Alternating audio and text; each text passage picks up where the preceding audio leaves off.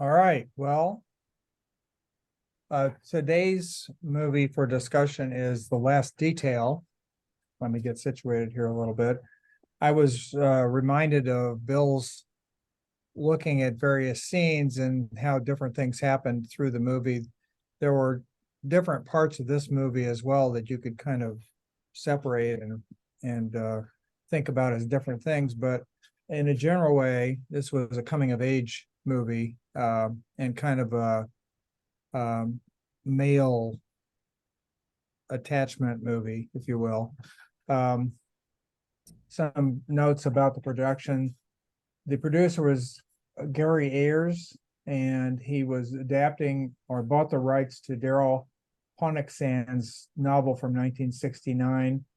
And Robert Town did the screenwriting, and it said that he had just come back from writing Drive, he said.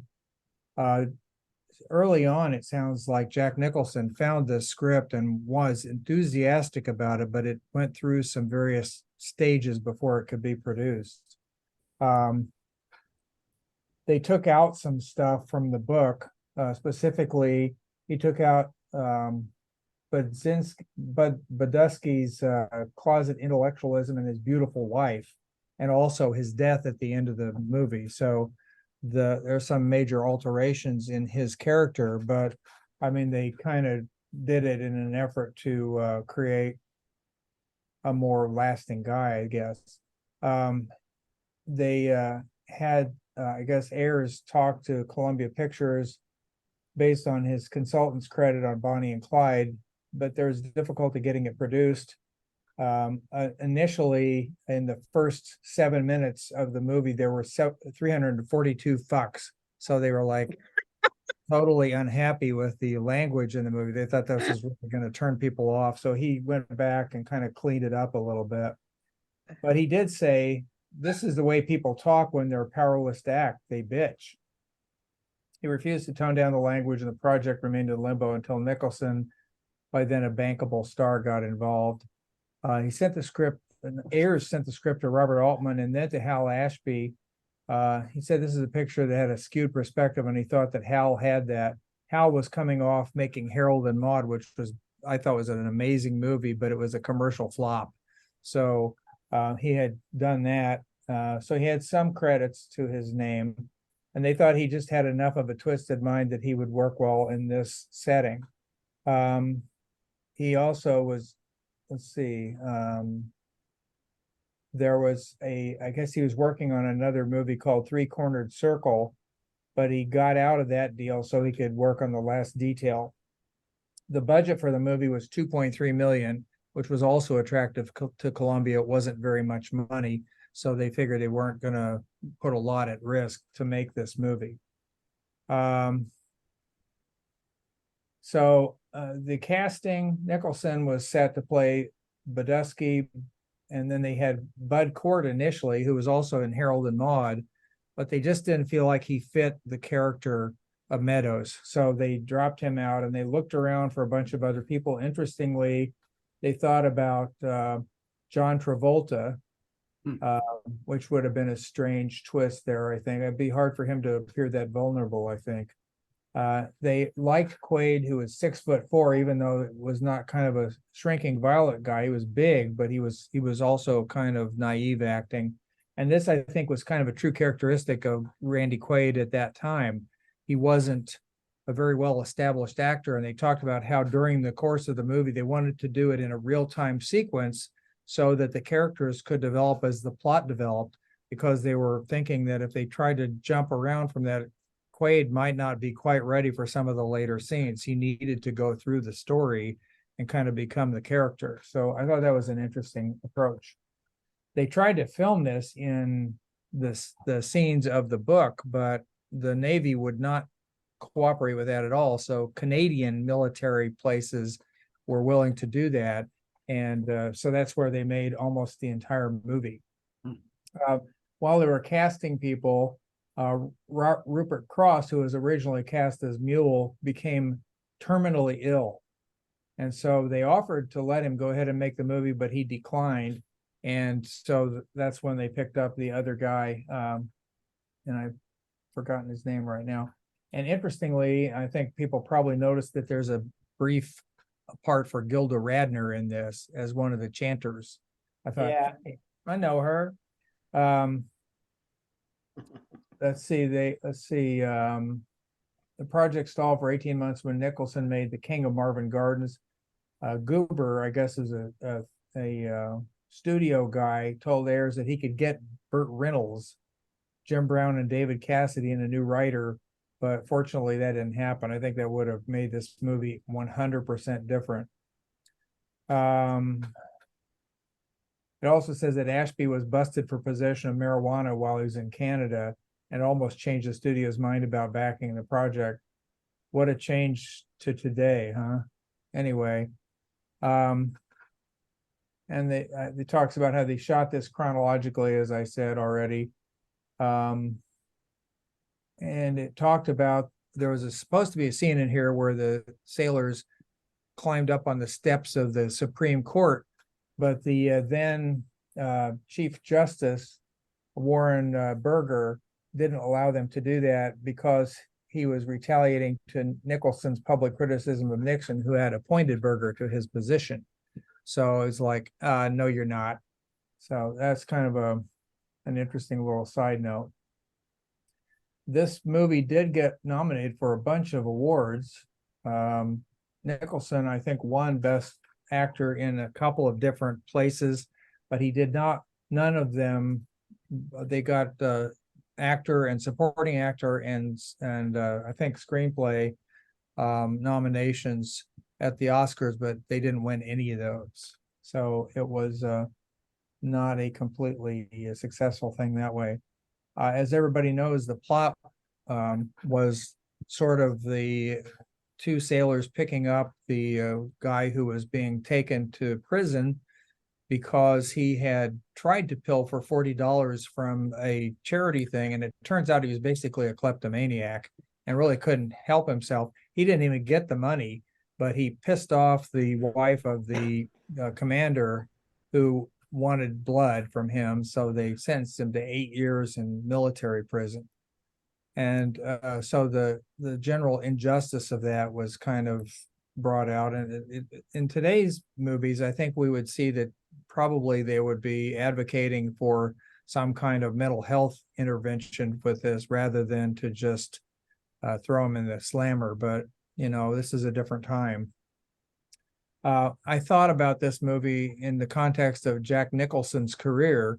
He was between Easy Rider and One Flew Over the Cuckoo's Nest when he made this movie. So I thought about the parallels between the movies, and he was really somebody who was, especially in this and Cuckoo's Nest, he was instrumental in kind of taking people who were naive and kind of not able to defend themselves and bringing them to a more mature, more stable, kind of more adult kind of a personality.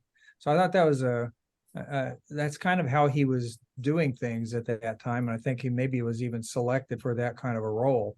I don't think anybody else that they had talked about would have carried that off any better than he did. And I think he thought that this was one of his best roles. What else can I tell you?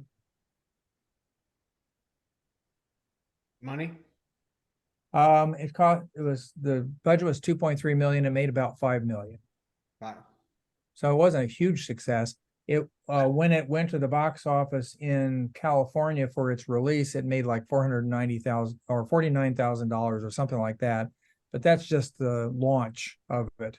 And so subsequently it took off. And obviously the critics received it pretty well because it received a lot of nominations for awards. It just didn't win the Academies. It won some other stuff. It's interesting that it was released on December 12th, and it was set to have occurred on December 15th of 1973. So it was very contemporaneous. Usually there's kind of a time lag there, one direction or the other.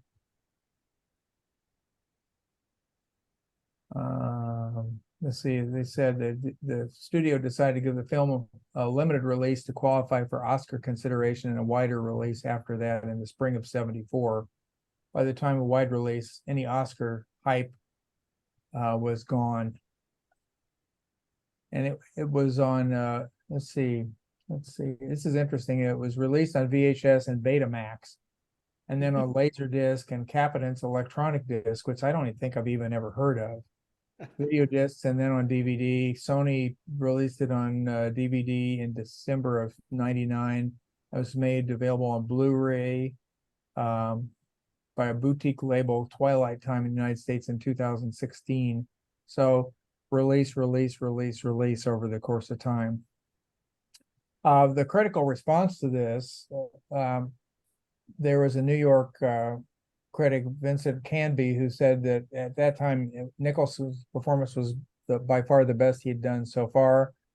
Gene Siskel gave it 4 stars out of 4, saying that it was Nicholson was continuing an impressive string of performances, and the screenplay was funny and wise. It captures silliness, stupidity, and veiled warmth of men in groups. Some people thought it was kind of a dog. And other people liked it, but generally speaking, it got a lot of good reviews. There is an unofficial sequel to this as well, called Last Flag Flying, which has Bryan Cranston, Lawrence Fishburne, and Steve Carell from 2006, which I have not heard of. Has anybody else seen that one? Mike? I just watched it today after I read that, Yeah. But I'm going to make it a recommendation because Amazon called it the spiritual sequel to The Last Detail. Okay. Well, those are the information bits that I have in my observations about the general tendency of the movie was to this sort of, in a way, it also reminded me of Midnight Run, because there was one guy bringing this other guy to justice in a different form. And they kind of began to like each other a lot. And at one point, Randy Quaid said, well, I'm not running away because these guys are my best friends. But, of course, he got freaked out at the end and just sort of walked off, and they kind of couldn't do it. And it was interesting, the interaction between the Navy and the Marine officers at the prison. That was an intense scene. It's, Jack Nicholson getting in your face and saying, you can't handle the truth, or other things like that. He's great at that kind of a scene. He's really confrontational in a very effective way sometimes. So, commentary? I'd like to say that, I'd seen it before, and then when I was watching it again, it hit me how bleak it is. I know it's kind of a neo-realism kind of movie where you just kind of go along with it, and these guys are the bottom rung of society and all that. But man, they're shivering in the cold. They're in the snow. They're riding on.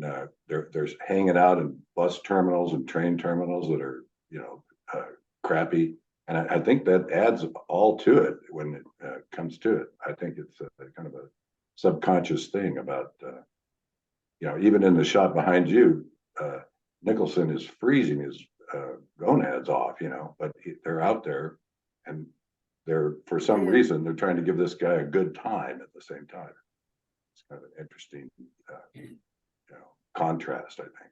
Well, I think in terms of Nicholson's career, I think Jeff is right on. This is the warm-up act to R.P. McMurphy taking all the folks in Cuckoo's Nest on a day trip in a boat, right, and trying to get them to have a good time. And there's really no redeeming.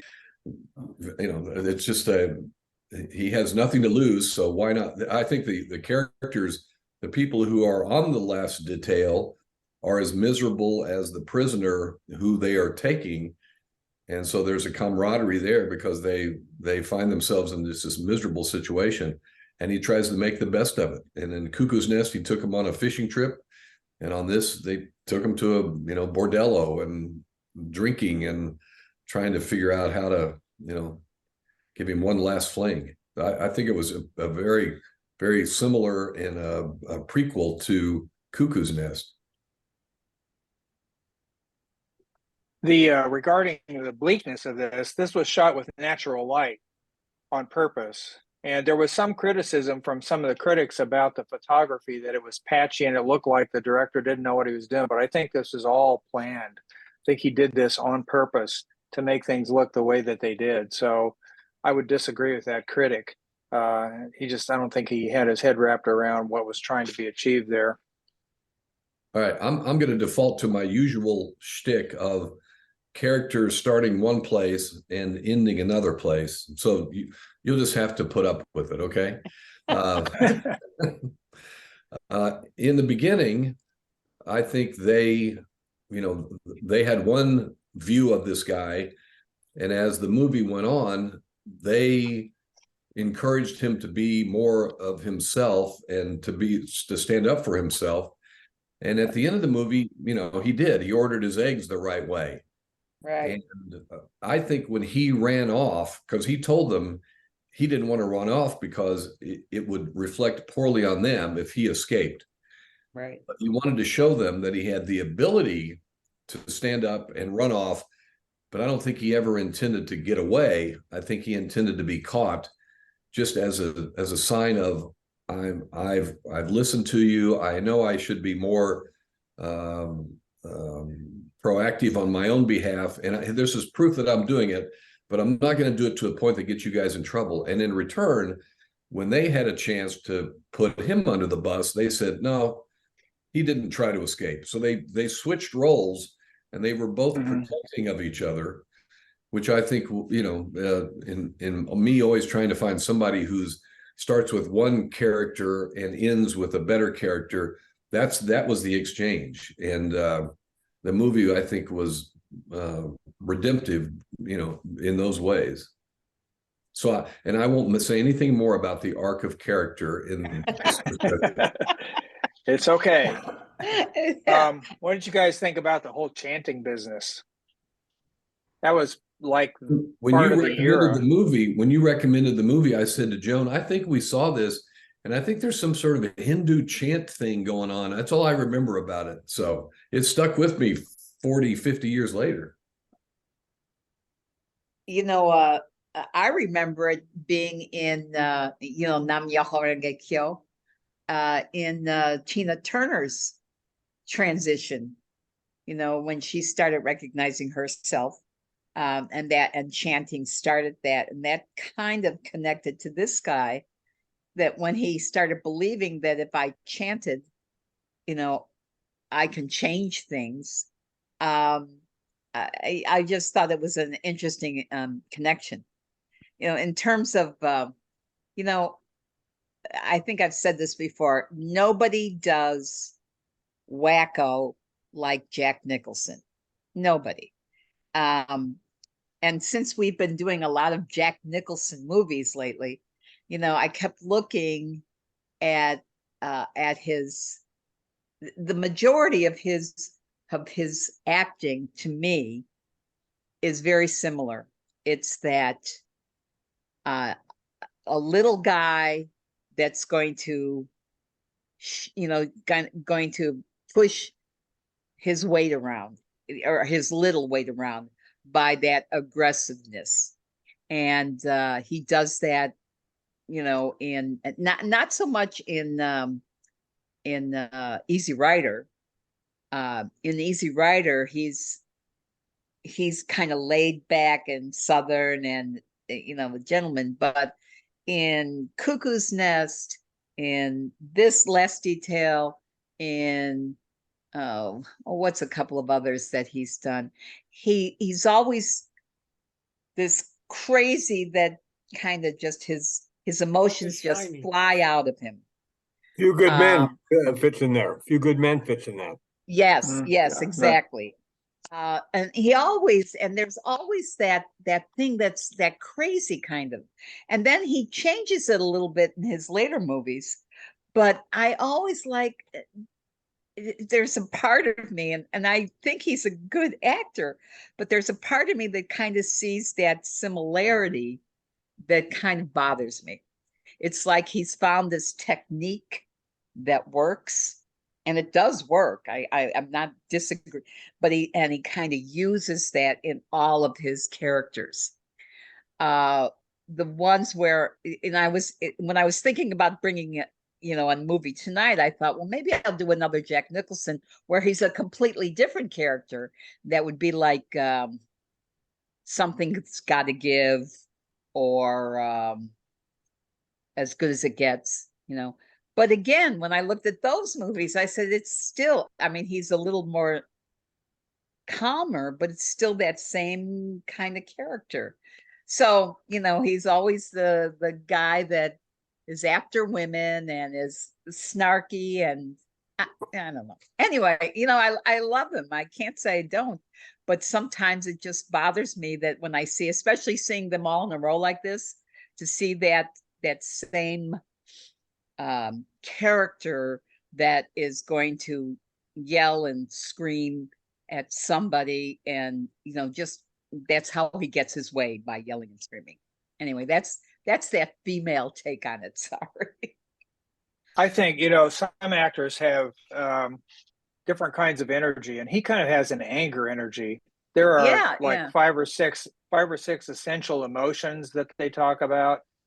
And I suspect that if we looked at various actors, we could kind of put them into slots according to what kind of energy they carry in their various roles.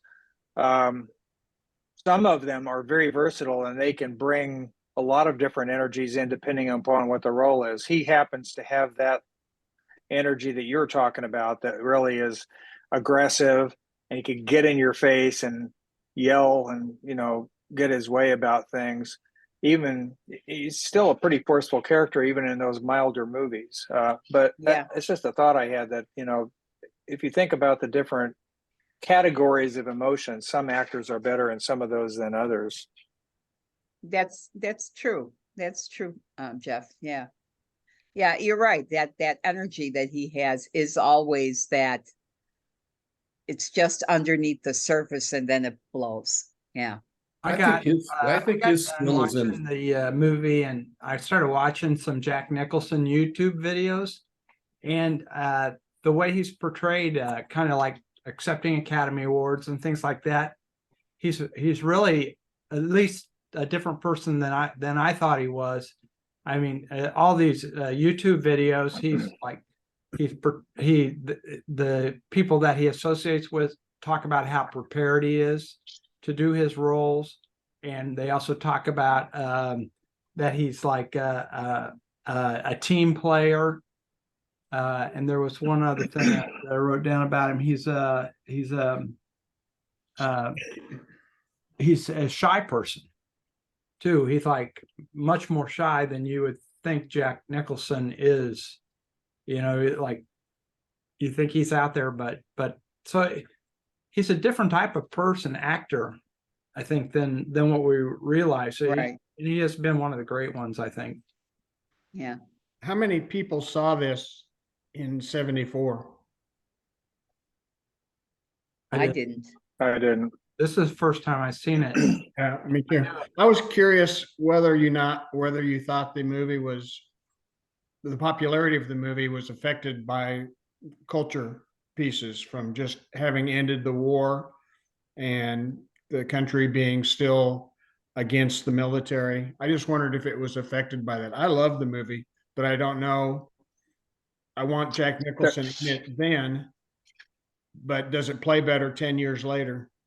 That's really interesting. You bring that up, Matson, because when I saw this when it was released, and I think that's the only time I've ever seen it prior to this. One of the things that came back to me in watching this movie was, I can't believe anybody in 1973 was in the military. Anybody, for any reason.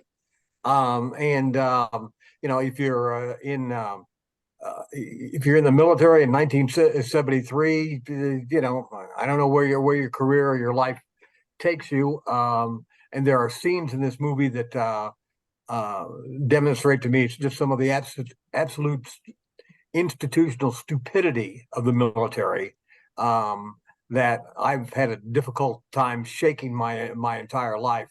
And so I think that, probably, number one, the stupidity of the military stood out to me once again when I saw this movie. And then again, just, being in the military in general in 1973 when I saw this thing, I Mike, don't when know. did the I don't know when what did be the that. Said draft over and over, it was the best thing that ever happened to him. Yeah. Well, maybe when did the draft stop?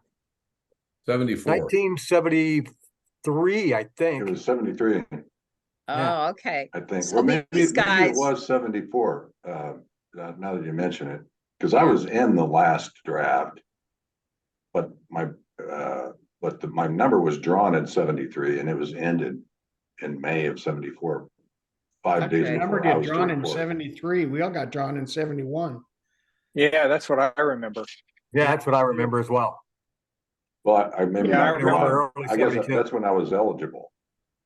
That's when I got my draft notice. Hmm. well, there's a lot I of don't people. remember 71, 72, or 73. It's That's a those whole acid other thing. flashbacks. Yeah. But it was only until 74, at the Ozark Music Festival that I really retained anything. Yeah. I just wondered, I thought this movie might have been affected in its popularity with the masses by a more Well, military view. I never saw it back then, but anything with the military, I had a real hard time with. As I told you guys that, I had a fiance that died in Vietnam. So Platoon, I couldn't watch any of those movies. I just couldn't. So I can see that it probably wouldn't be as popular, as it might have been at another time frame. There's one scene where they were talking about the brothels, and he asked the cab driver to take him to a Navy friendly or military friendly brothel. Yeah, exactly. Suggesting that they weren't all, Yeah. Right. Yeah. That's Yeah. kind of what made me think about it. Gabby said, "I'll take my money at the end." Well, he'll get it. He'll get it from the whorehouse.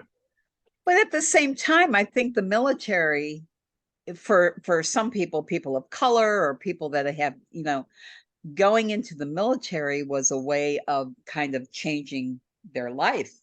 So I can see why it could be the best thing to happen to a lot of people, even though maybe the process, again, being a female, although I did try to join the Air Force, but that's another story. But being a female, that I don't know those aspects. When I think of it, I think, well, if you're stuck, if you're in your 20s and you're stuck in a place where either you don't have money, you don't have opportunity, you don't have education, you don't have any of that, and the military at least gives you these opportunities. Yeah, I can today see we call it Wagner. Pardon me? Today we call it Wagner. Yeah. Yeah. Well, Hey, I want to go ahead. go ahead. No. I was going to go say, ahead. I ran into this guy randomly in St. Louis named Garrick. Forget what his first name is off the top of my head, but he is an interesting fellow who has had a busy law career. He's worked on Wall Street, I think, in New York and so forth, but he's living in St. Louis now, and he's very involved in film. He does commentary for the Webster film series, and this is a movie that he is going to discuss in the Webster film series video discussion. So this kind of tipped me off to this movie, and I suggested to him that he might join us at some point once in a while to just engage in the conversation. I wanted to ask people about that. He's very knowledgeable. He has almost overwhelming information about movies, and when he talks, I watched a little bit of his commentary about stuff. It's very detailed and it's very analytic of the production and things like that. Would that be something people would be open to? Sure. Sure. Yeah. Oh yeah. Okay. Sure. So Does he know Bill Murray? Let's not put too I much vanilla into I this, all right? asked him. He Hold doesn't on, wait, have a connection with Bill Murray. No. Oh, damn it. I We will thought let that him was in right away for that. I thought that was so good in The Bear in that season 2, episode 6. Bill freaking Murray. Yeah, yeah, that was Hey, funny. to go back to this military thing for a second, uh, in the late '70s, I worked in Wilmington, North Carolina, and up the road 60 miles from Wilmington was the Fort Bragg Army base, and about 75 miles up the road in another direction was Camp Lejeune, the Marine base. And I don't, not to beat a dead horse here, but I don't even think that people looked at the military in the '70s as a last chance. I know that the standard routine Monday morning story you could do almost every day of the week, every week of the year, was either going to Jacksonville, North Carolina, or Fayetteville, North Carolina. That's where Bragg was. Lejeune was outside of Jacksonville, and you could do a story about X amount of Army guys or X amount of Marines, either getting thrown in the county jail for just a whole assortment of felonies, or stomping the locals, or setting fires, or robbing gas stations, convenience stores, and everything like that. Both those towns were shitholes because of the presence of an overwhelming presence of a military base. So, I mean, even I'll leave this here, but I don't even think in the '70s it was anything other than a last resort to avoid prison. Yeah, yeah, probably. Where did the name Lejeune come from? Is that a French general or I think it was a name of an American Marine officer. I think Fort Bragg was after the Confederate General Bragg. Anyway, back to Nicholson's appeal. I think his ability to control his eyebrows, the twinkle in his eye, he is made for movies, because movies are all about close-ups, and you don't really have to. If you can control your face, you can command millions, and he had command of his face, and he knew how to react and overreact and smirk, and it's just very appealing. So I think his acting is all pretty much right here, Yeah. but he was good at it. Oh yeah. I Oh, thought yeah. There was one Quaid was scene- excellent. Yeah. What? There was one scene where Dennis Quaid or Randy Quaid said something, and Nicholson was looking down and his eyes went over to him, and it just told the whole story. So I completely agree with you. He has an interesting asymmetric creases in his forehead. His haircut for this was kind of funny because it looked like he was covering up a balding area. He should be called smirkologist, because that's one of his expertises. His I remember, eyebrows are so arched. They're almost like a devil. If you were to draw a devil, that arch, he's got incredibly arched eyebrows, and they move. They Witches move. of Eastwick. Yeah, exactly. Yeah, he does. He has an incredibly expressive face. Jeff Arthur? What'd you think? Yeah, Jeff Arthur, you've been silent, sir. Yeah, the young whippersnapper. Yeah, I was 4th grade when this came out. So Thanks. Yeah. Yeah. And so the teacher brought the camera, the projector into the classroom and put up the What did screen, your and you fourth watched grade it, right? class think of this? so I hadn't seen it before. And in fact, I only watched it today right before this meeting. And in fact, I was so late, I haven't seen the last 5 minutes. So thanks for the spoilers. Oh. Not our fault.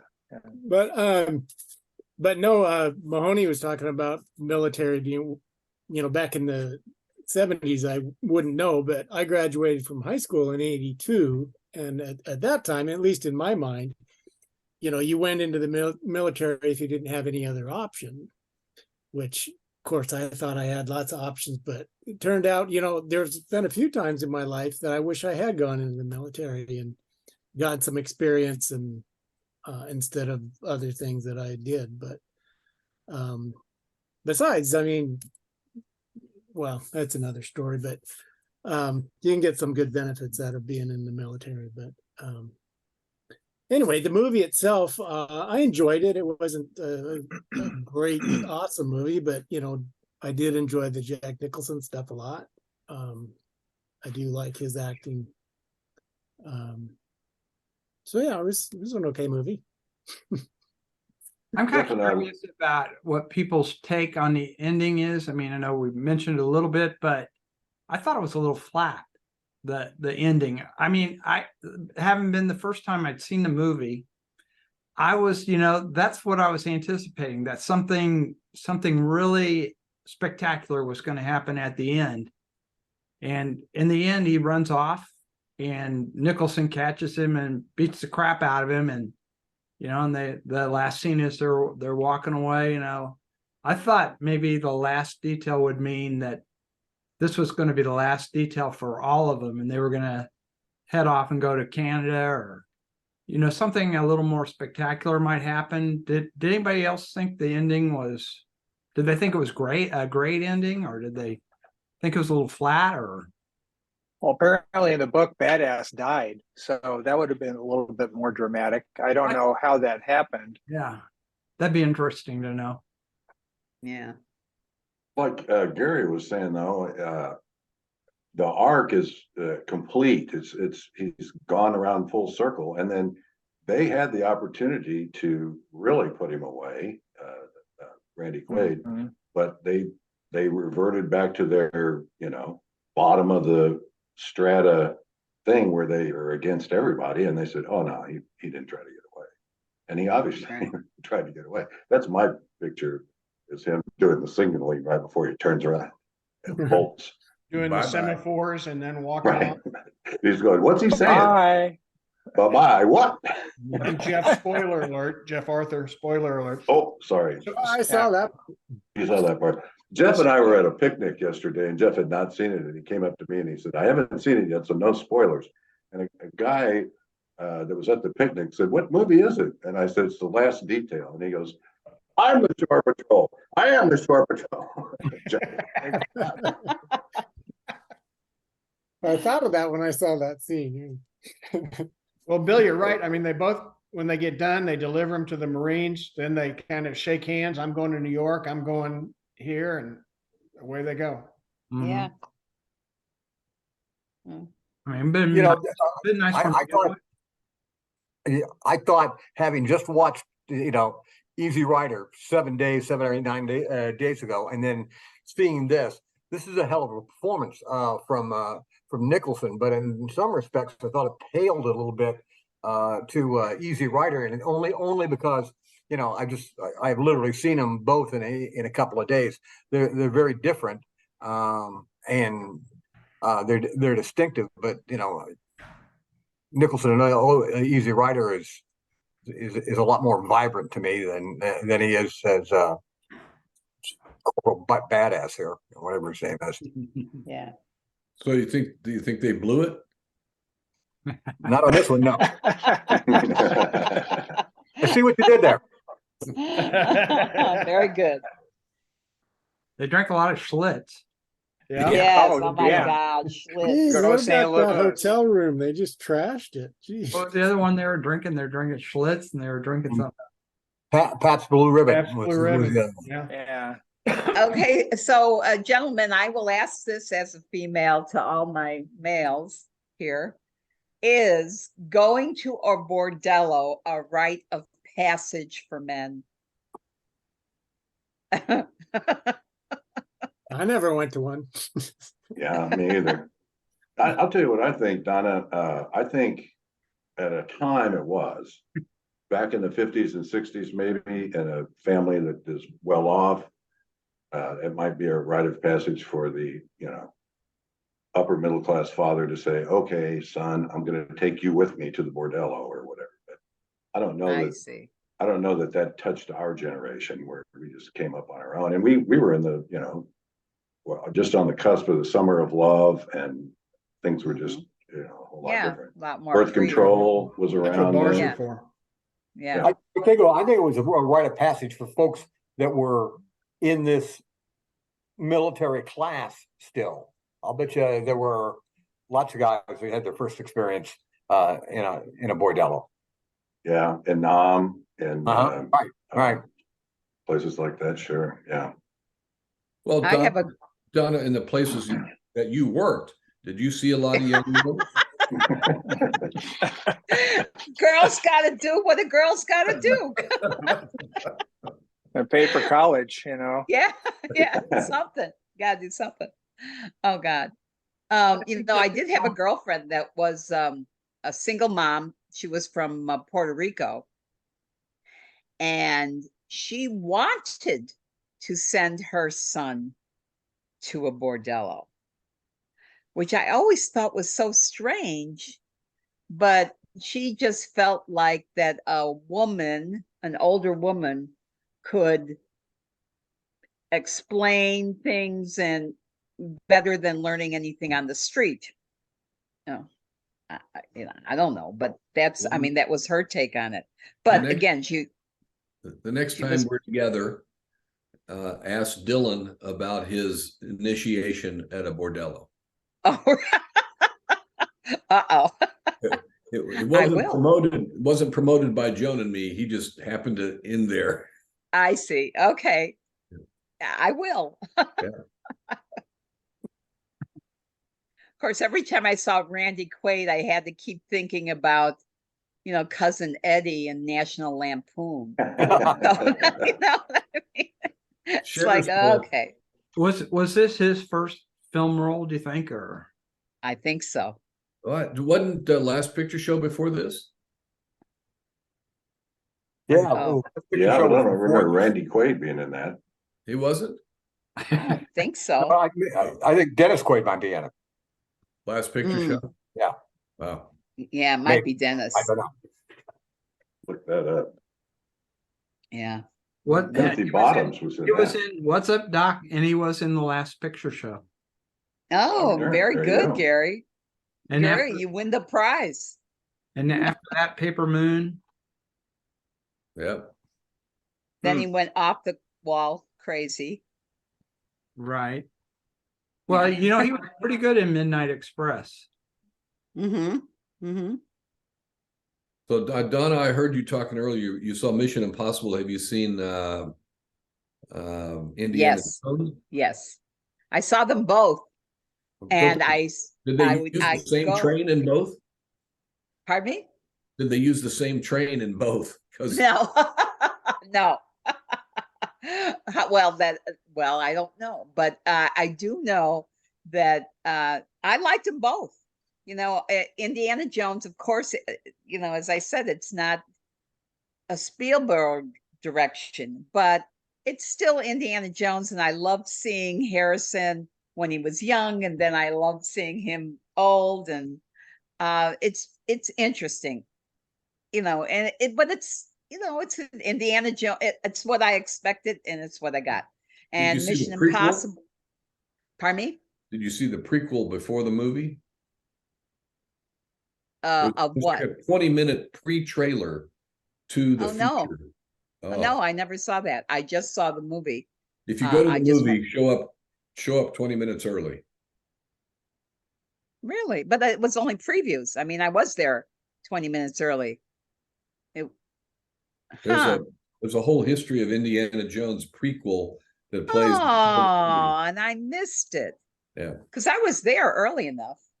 And then with Mission Impossible, what they suggested is that you watch MI6, the one before that, to kind of get a beat, because the same characters in MI6 are in this one. So, but it's those kind of movies. I think they're fun and exciting, and I would suggest going, but I know a lot of people didn't like Indiana, although everyone seems to be liking Mission Impossible. So Anybody seen Asteroid City? no, I haven't. What is that Hmm. about? That's a good question. Oh, It is about, well, if I tell you About what two it's, and a half hours. it'll give it away. No, it's Yeah. only 24 minutes. wow. It It's was what? How much? 94 minutes. It's very short, Oh, Hmm. but it's the Wes Anderson movie Oh, about all the things that happen on this one day in a place called Asteroid City, which is where a meteorite has hit, and all the characters that come together and cross paths on this one day. And I'm not sure it has a point, but it's interesting to watch. It's a good one to watch right after you've been to the Barbie movie. Oh, please. Oh, by the way, do you know that the original people that created the Barbie doll, it was a husband and wife and a third partner, and the third partner is named Matson. Matson, Really? you may have a claim to this Oh, empire. my. Yeah, that would be a good claim I too. had no idea. Yeah, you should look it up. You're part of royalty, toy royalty. Toy, that's for sure. That's what Yeah. I've always said. Could call it toiletry. The idea, Royalty. if you Yeah, think about toiletry. Yeah. the idea that a toy company wanted to create a doll for little girls to play with that was a mature, breast Woman. enhanced, curvy woman seemed so, now it would be considered woke and, man, I mean, can you imagine the people that would come out of the woodwork now talking about exploitation and grooming of children because we're giving them dolls with curves? But Yeah. that was a whole new thing then, and you have the Matson family to blame. Or thank. Or thank, yeah. Or thank one or the other. That's why Yeah. Mike never told us about it. Ah, But he's have you- hiding. He's oh, hiding. man. But have you I'm seen? living on it now. Yeah, he's got a 3-car garage and 2 cars in one. That third car is full of Barbie dolls. It's a This Barbie trailer, yeah. Ferrari. Yeah. Barbie and Ferrari. Who's picked next week? My pick. I know.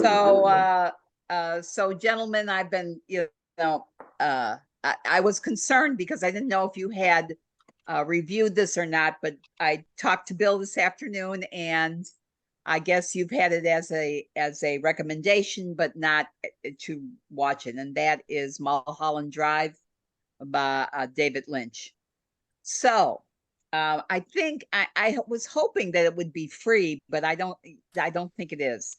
I haven't watched it in a while. I do remember liking it a lot when it first came out, but I don't even know where it's. I know it's playing somewhere, but you might have to pay a few bucks for it.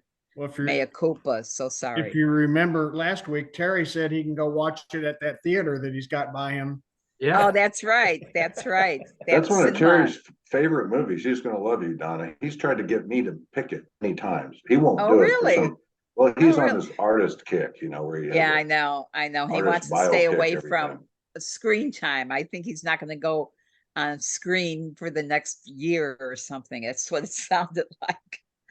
But anyway, I think you guys will like it. It's again, my favorite genre is kind of film noir, cinema noir, and then you add David Lynch into the mix, and it's kind of an interesting film. I hope you guys like it anyway. What year was that made?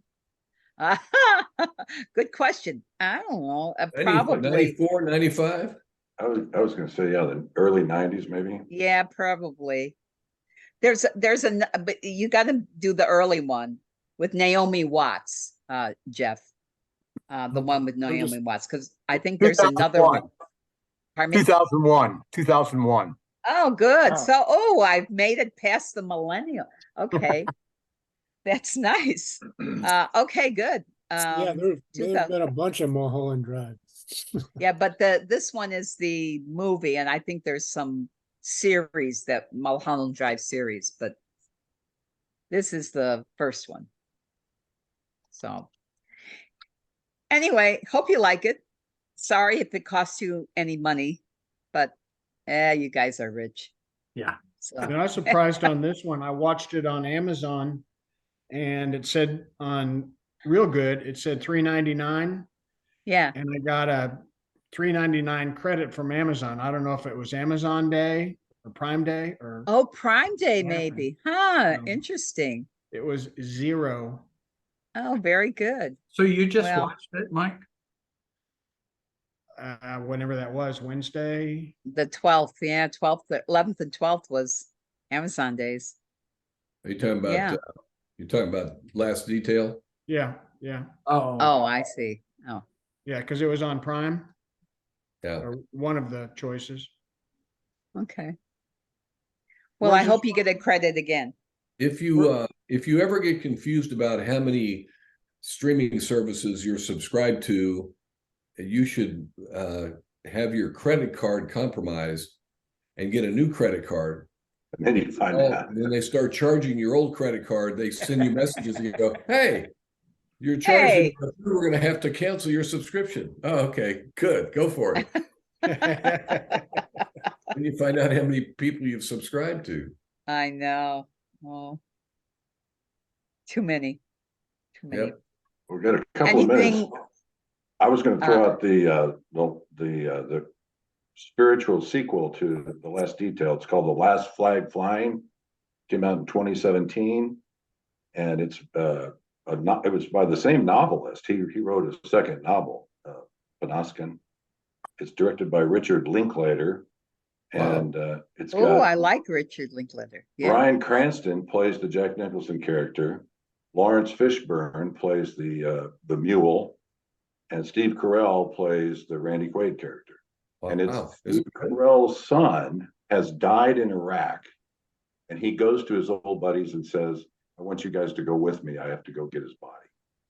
And so they get on Wow. it. They go on planes and trains and all kinds of stuff to goof around. And Cranston is I think he's fantastic in this. He was really good. He's always He's so smoking a good. cigar and tapping it on everybody. And He's one of those guys that can incorporate a lot of different energy into his. I mean, Yes. he can do a lot of different emotions. I Yeah. think. yeah, The guy I was talking about, his name is Robert Garrick, just for sake of completion. If anybody wants, he's an active attorney in St. Louis, but he's very involved in film. So Okay, I'll talk to good. him a little bit. Yeah. Sounds good. Is he our age or is he Jeff Arthur's age? I think he's Yeah. probably younger than we are, but Okay, he's mature film wise. that leaves us out. So, Yeah. He'll probably watch us for about 4 minutes and say, "Oh, I gotta go. I got Yes. something to do." Yes. Sayonara. Yeah. Good luck with this review thing. Yeah. Yeah. You He does probably have some should YouTube know, stuff. Do any of you know Bill Murray? Yeah. I only wish. Any Well, other how you doing? recommendations for the minutes? I'll just throw Yeah. out The Last Picture Show. I've had that on my list for a while. Didn't we do that? no, No, Huh. What am I thinking of? we should do Giant also if we're gonna do that. Yeah, that's Yeah. oh, there's so many that are really old, but poor Jeff Arthur will just die when he sees these black and white films. So I've held off. was it keep Rock Hudson and Giant? Yes, and Mhm. James Yeah. Dean. There's Yes, a and good Rock Elizabeth Hudson Taylor. documentary on HBO Max right now, I think. Yeah. If anybody's Wow. interested, but Has anybody So- been watching Quarterback? I think it's I called- haven't did. seen it. I watched the first episode and I got hooked, and I'm in for it. Yeah. And Mahomes was on CBS this morning, talking about it too. So that'll get him some more. Yeah. I can't wait My to get back to sister- the Bear. Yeah, my sister Donna, just when you talk about quarterback, I was talking to her on the phone last night, and she wants to watch it. Oh, because good. a friend of hers told her it was a great documentary. So she's Good. not much of a football person, but she knows Mahomes is a giant character in Kansas City. And Right, I know. Huge. Giant for our grandson. You know, he wants to be Mahomes, so It Yeah, that's focuses cool. on three quarterbacks, Mahomes and the guy from Minnesota. Kent Cousins. Yeah, Yeah. Mariota. Mariota. okay. What's it on? Netflix. Netflix, and it's an 8-parter. So And Cousins is actually pretty interesting, I think, too, you know. yeah, he is. They say it's going to cost him in his contract Oh, because it shows him getting hurt so much, Oh, oh, and he's already 35, and he's looking for a multi-year deal. wow. When they shot this thing, I think all 3 of them were in their 20s. So that was kind of something that they went back and forth on. Mahomes' first Super Bowl, he was 25. well, yeah, but it was last year. I mean, it was about the 2022 season. There you go. Yeah. There's clips of earlier seasons and stuff, but it follows them through the 2022 season. And I don't think Mariota had all that great of a year. I think he 2 might, years ago he did. yeah. But last year, I think they might be showing failure for him, you know. But I'm not sure. I talked to a guy from Lubbock over the weekend who told me what a boon Mahomes was to Texas Tech. Like he put them on the football map. So that was kind of an interesting discussion. Yeah. All Yeah. right. That's in the show. They show him going down there to have his name retired, and they put his name on the ring, and the stadium's full for him. And he's talking about how much he loves getting back to Tech. But it's a pretty good show. It kind of reminds me of the golf thing they did like last year too. You know, where they like Oh, yeah. focus saw on the that. golf players, Yeah. doing the same thing with quarterbacks this time. And then they've done one with tennis too, haven't they? Seems I like think so. Yeah, I think so. Yeah. Well, of course, I was watching that. I know you guys probably won't watch, but it's there's a documentary called Feminists and why that word now is such a bad word for younger women. But anyway, it was a documentary. Is it a bad word for young women? Yeah, they don't like to use it. They'll use, you know, gender equality, diversity. They'll use all those words, but they won't use the word feminist because they think it equates to anti-men. So anyway, Where's that playing? it's on Netflix. Oh, it's on Netflix too. Huh? Yeah. And the other thing that I loved, but only again being from Chicago, I'm sure you guys have seen it because this is an old one. It's that Hitsville, USA, you know, Motown, the story of Motown. Yeah, that's so good. And then the other one was the story of Little Richard that I didn't know. I thought I knew a lot about Little Richard, and I guess I didn't. So that was really interesting too, I thought. PBS. On PBS. Pardon me? PBS. Public broadcast. Yeah, I guess it was on PBS now that I think of it. Yeah, I think you're right. That was good. Yeah, that was I have good. one recommendation on Netflix called Chimp Empire. Has anybody watched that? I have, yeah. No. It's good. It's real good. Chimp Empire. Okay. It's a soap opera with chimpanzees. Am I right, Bill? Yeah. Yeah. What's it called? Chimp Empire. Empire. You said Netflix? Yeah. Yeah. Okay. Oh, it's real Okay. good. It's like two separate chimp cities, you know, and they're like The real chimps of they're real somebody? chimps, yeah. Exactly, yeah. Real chimps of New Jersey. Yeah, Do they have plastic surgery? That's what I want to know. that's right. What do they look like afterwards? That's funny. There's Chimp a implants. whole new market there for you, Jeff. Chimp. Yeah. There you go. Sometimes people get too much fat in their face and they look sort of simian. This would just be an extension of Yeah. that. Oh All God. right. See you guys All next right. week. All right. right. Okay, week. see you next week. Thanks. Good show. Thanks. Yes. Love you Thanks, gang. guys. Take care. Take care. Thanks, Bye, Bill. guys.